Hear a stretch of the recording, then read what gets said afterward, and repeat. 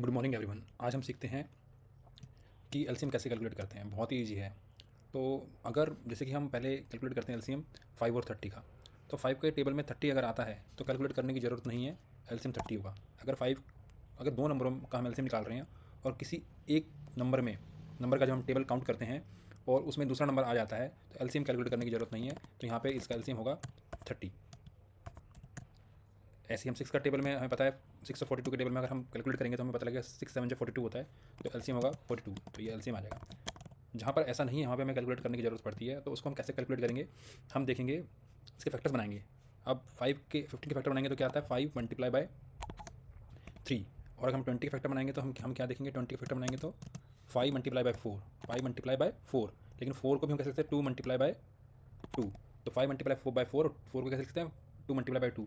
अब इन दोनों में कॉमन क्या है, 5 कॉमन है, तो 5 को हम एक बार ले लेंगे।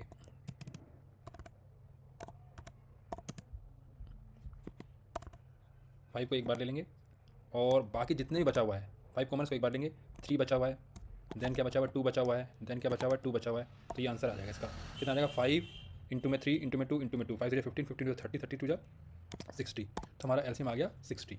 इसका भी हम ऐसे ही कर सकते हैं।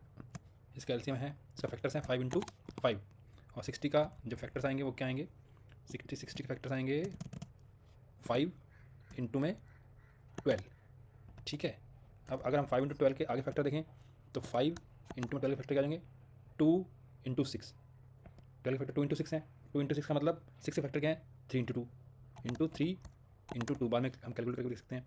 5 टू 10, 10 3 30, 30 टू 60। तो 60 के फैक्टर बन गए। अब इसका एलसीएम निकालने के लिए क्या करेंगे हम, एलसीएम निकालने के लिए कॉमन क्या है, एक 5 ही कॉमन है, बाकी कुछ कॉमन नहीं है।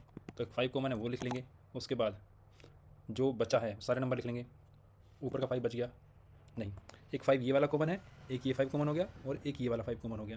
तो 2 5 कॉमन हो गए, 2 5 लिख दिए, बचे क्या 12, सॉरी एक 5 ये लिख दिया और एक 5 सॉरी एक 5 है। मैं इससे कन्फ्यूज हो गया। तो हमारे जो फाइनल फैक्टर निकले हैं वो निकले हैं ये।